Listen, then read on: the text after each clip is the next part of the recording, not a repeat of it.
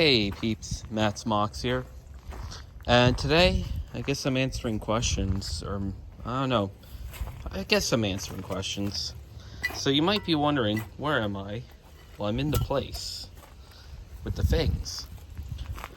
For a long while I had two minecar wheel sets sitting here, which is why these were here, and the tarp's there. Not too long ago I sold them to the underground miners due to financial problems, and so they're off. They're now out in Factoryville at the UGM shops, where eventually they'll be used to build another mine car. Hopefully not put under a wanamie type car, because I would not be happy. And I hope they're watching this video about that. But that's besides the point. Here you can see one of my OG lengths of rail. As you know, I put the other two are now in Nicholson. So they've been gone for a while. This one we were gonna move. It just was so hectic that day, and we haven't been able to get a date to move it up there. It's very much curve worn on the one side. It was then relayed for a siding, but that's a little on that. And then there's this other rail. This rail is from the Wilkes-Barre Railway Company, and that was sitting in place still. Oh, there's more metal here that probably could be picked through. But this rail here was from the Wilkes-Barre Railway Company. It was on their Dallas Harvey's Lake line. It was donated to the Trolley 790 project, and we were requested to cut one section of the end off. This was a replacement, so it's a very short piece. The rest of the rail we have kept, and we don't know what we're going to do with it yet. There's 3 ties that we also need to recover still from up there. But, yeah, we'll get to that eventually. We do need to get a truck over there. But the big problem with moving the ties, we don't want to put it in the really nice truck. We want to bring the pickup truck, because they're a bit filthy. Although they are in decent enough shape that we could justify doing it. And there's still spikes there, which we got a lot of Wilkes-Barre Railway spikes. Interesting enough, they did not use tie plates. But, yeah. So, we're going to go inside with the trolley, and I'll show you the progress that's been going on in there, which isn't a lot. Oh my goodness, there went a chipmunk. It would have went right in the building, too, if I didn't intervene. So, we're now in with the trolley. Again, not much has changed. This is the steel on the floor for replacing the through steel. It goes across. Oh yeah, you could see right through the fender. We still need to fix that up. We're actually going to try to do a process where we could use as much of original material as possible, because that's just better overall. The Nanny Coke sign's off. I didn't take that off. I don't know why it's not on the car right now. But the caster's on it, even though that caster was for a different display, but I never got around to doing anything with it yet. So, you know, the car's looking as it was. There's the fare box from the display when it was in Scranton, as is 756's front panel. The shop's been pretty well cleaned up. I will say that we tried really hard to get it nice and tidied up. We got rid of a lot of junk, but still a lot of junk in here to eventually be taken out and disposed. And maybe I'll take that milk crate eventually, clean it up, and sell that. The steel fab shop side, we got a cover up table. Oh, with that steel that I showed you on the floor, it's actually the same size as the original. Uh-oh, dropped a match.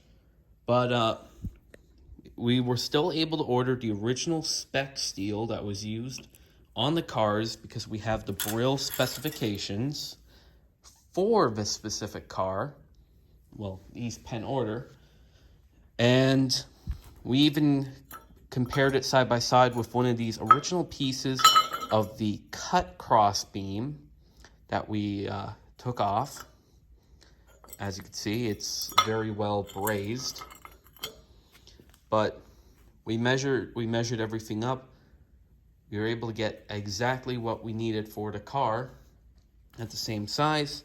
And with the 3 remaining beams, which we are going to replace all 3 cross beams that are still there, they're going to be the last to be replaced as they're holding the car together. But since we have those, we can at least get all the holes done right for those 3. The other ones will be a lot more difficult because we don't know until we go up to Seashore and examine their Boston Type 5. But for now, at least, we've got this piece off, and this will be part of our display showing off the restoration now. So eventually I'll move it with the rest of the traveling display pieces. But for now, it's just right here in the shop. Another thing really neat I want to show you before we get over to the minecar. You can start getting glimpses. Right here, this is one of the original window bars. It's off car number 734. Wilkes-Barre Railway used a standard bar across all cars. And we're lucky to have it. It's one of the end pieces, so you can see by the design. These would span for about 4 windows. Yeah, 4 windows. And then you'd have the next section. It was cut off at the 2 window mark. Whew, I'm so tired today, you would not believe it. Anyhows, so we put it on the car. So it's the first time it's been on the vehicle, on a trolley, since the 1980s when car 734 was scrapped. And you could actually see, because there used to be these bars that held it in like a C channel here. And that allowed it so the bars could actually be lifted up and pulled forward. Thus, you could do cleaning windows, or if you need to escape in the case of emergency, you can. Which you could also put them down while you're in service, although the crews would not be very happy about that because it's a safety feature to prevent you from putting your hands out and getting injured. Next clip. So after a quick cough, we'd see I need to put the second layer of paint still on the hand cart. This is number 2. Number 1 is still in need of a lot of work. I need to get a paintbrush first before I could finish number 2. My wood pile, still the same as before. Coupler's still there as before. I was given the buffers from the underground miners, so now they're here. I need to figure out how in the world I'm going to work on them. They're pretty well rusted out. I could still use the main buffers because they're not too terrible, but it's all the bolts that I'm concerned about. And above it is the TT layout that I scrapped. Almost done breaking this thing down, salvaging all the material. Now there's just a lot of electrical that needs to be done. I still got a pile of tacks. It's just working on this layout. It's so time consuming, and I just got like spooked by my own imagination.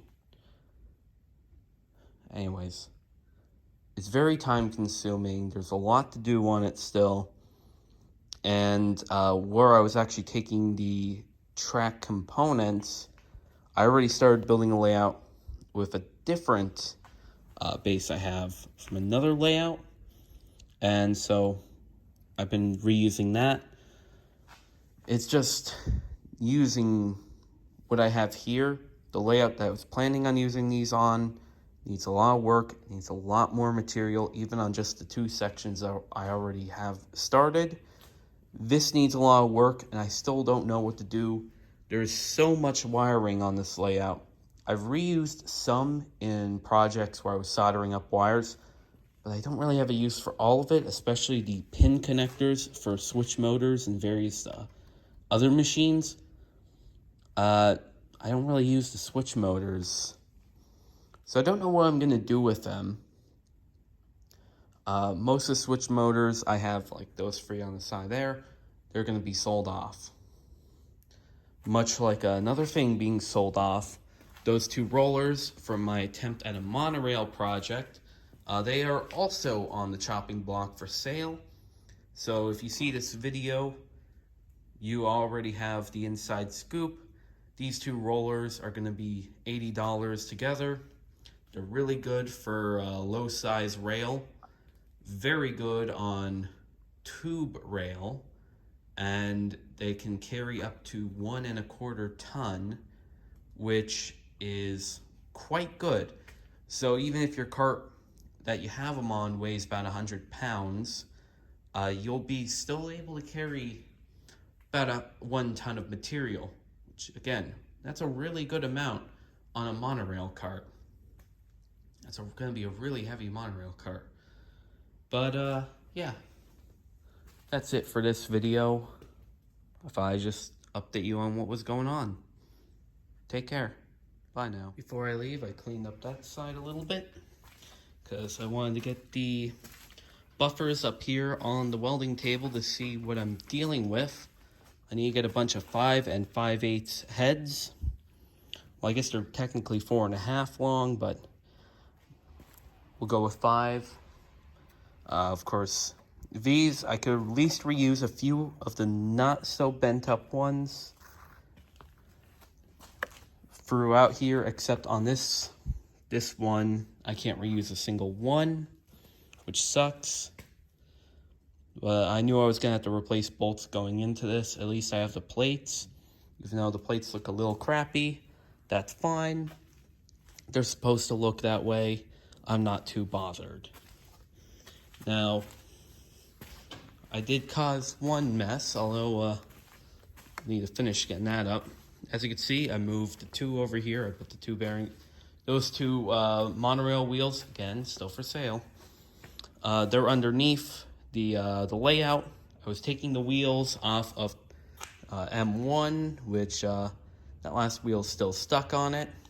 The old wheels I'm not going to be reusing, although I can cut the one side flange off and maybe make a another little track car because they have nice bearings and they can hold a decent amount of weight. You know, just a little bit, but I think maybe if I were to get a bicycle, hint, hint, nudge, nudge, and use some of the aluminum here, I could make a really neat little powered bike. And gotta empty out the fare box. We did check, there's only like $2 in it, but yeah. So that's really it for what I was able to do today. I didn't do as much as I wanted. As per usual, I got stuck because I don't have the material or the resources I need to do the job. So everything's locked up. Well, it will be locked up in a short moment. And there's goes the trolley. So I'll see you later.